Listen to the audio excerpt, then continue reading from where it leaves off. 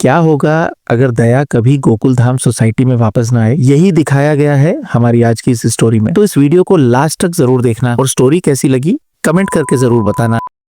Story की शुरुआत में सब कुछ ठीक होता है। एक दिन जेठालाल, चंपकलाल और टप्पू तीनों एक साथ नाश्ता कर रहे होते हैं। तभी जेठालाल चंपकलाल से बोलता है कि दया को गए काफी टाइम हो गया है, पर दया वापस आने का नाम ही नहीं ले रही है और आज कल तो उसने मुझसे बात करना भी कम कर दिया है। तो चंपकलाल बोलता है कि जेठिया ऐसा कुछ भी नहीं है, बहू को तुझसे बात करने का टाइम नहीं मिला होगा। और मैंने कल ही सुंदर से बात की थी तो सुंदर ने बोला था कि जल्दी ही दया बहू गोकुलधाम में वापस आ जाएगी। तो जेठालाल बोलता है कि सुंदर ये तो रोज बोलता है कि दया जल्द ही आ जाएगी, पर दया अभी तक नहीं आई और ना ही सुंदर कोई फिक्स डेट बता रहा है कि दया कब आएगी।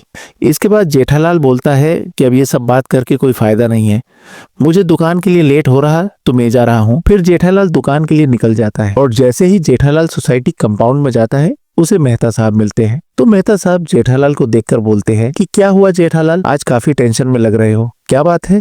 तो जेठालाल बोलता है कि कुछ नहीं मेहता साहब, मैं दया को लेकर काफी टेंशन में था।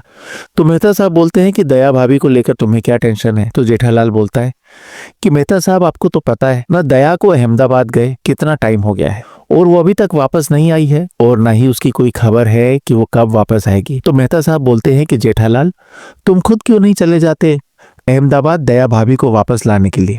तो जेठालाल बोलता कि हाँ मेहता साहब, अब मुझे भी लग रहा है अब मुझे दया को वापस लाने के लिए अहमदाबाद जाना ही होगा। मेहता साहब की बात सुनकर जेठालाल काफी देर तक सोच में पड़ जाता है। उस रात उसे नींद नहीं आती, बार बार दया की आवाज उसके कानों में गूंजती रहती है। अगले दिन वो फैसला करता है अब और इंतजार नहीं, मैं खुद अहमदाबाद जाऊंगा और दया को वापस लेकर आऊंगा। अहमदाबाद जेठालाल सीधे सुंदर के घर पहुंचता है। जेठालाल जब दरवाजा खटखटाता है तो एक बुजुर्ग आदमी दरवाजा खोलता है और वो जेठालाल को बोलता है कि आप यहाँ क्यों आए हो और आपको मुझसे क्या काम है? तो जेठालाल बोलता है कि मैं आपसे मिलने नहीं आया हूँ, मैं तो मेरे साले सुंदर से मिलने आया हूँ। तो वो आदमी बोलता है कि ये घर अब किराए पर दिया जा चुका है, सुंदर और दया कई महीने पहले ही यहाँ से चले गए थे। जेठालाल के हाथ कांपने लगते हैं। वो पूछता है दया दया कहाँ है? तो वो आदमी बोलता है कि दया बहन 2023 अब बहुत बदल गई हैं, वो अब यहाँ नहीं रहती। इसके बाद जेठालाल बोलता है कि ये आप क्या बोल रहे हो, ये घर मेरे साले सुंदर का है। इसके बाद जेठालाल सोचता है कि शायद सुंदर अंदर छिपा हुआ है और सुंदर नहीं चाहता कि मैं दया को वापस ले जाऊं। तो जेठालाल बिना कुछ भी बोले उस आदमी को धक्का देकर घर में घुस जाता है। काफी कोशिशों के बाद जेठालाल को एक पुराना लेटर मिलता है जो दया ने उसके लिए लिखा था लेकिन कभी भेजा नहीं गया। लेटर में लिखा होता है कि टप्पू के पापा, मैं जानती हूँ आप मुझे लेने आओगे, लेकिन अब मैं वापस नहीं आ सकती। जिस दया को आप जानते थे वो अब यहाँ नहीं है। जेठालाल टूट जाता है। उसे समझ आ जाता है कि दया ने खुद अपनी मर्जी से वापस न आने का फैसला किया है।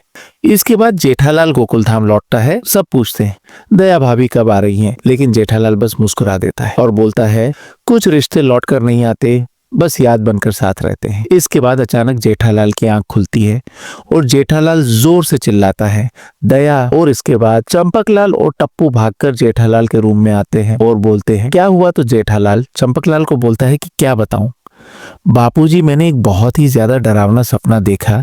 तो चंपकलाल बोलता है कि ऐसा क्या देखा तूने सपने में? तो जेठालाल चंपकलाल को पूरी बात बताता है और बोलता है कि बापूजी मुझे बहुत ज्यादा टेंशन हो रही है। तो चंपकलाल बोलता है कि जेठिया तू टेंशन मत ले, ऐसा कुछ नहीं होगा, ये बस एक डरावना सपना था। और इसी के साथ इस स्टोरी का एंड हो जाता है। मुझे इस स्टोरी का एंड पहले बहुत ही ज्यादा इमोशनल लग रहा था, इसलिए मैंने इसे सपना बताकर इस स्टोरी का एंड कर दिया। आपके हिसाब से ये स्टोरी रियल होनी चाहिए थी या सपना ही ठीक है? कमेंट करके जरूर बताना। और हाँ, ये स्टोरी सिर्फ इमेजिनेशन पर आधारित है, इसमें किसी भी एक्टर या कैरेक्टर को क्रिटिसाइज नहीं किया गया है। ये स्टोरी सिर्फ मौज मस्ती के लिए बनाई गई है, तो इसे सीरियसली ना लें।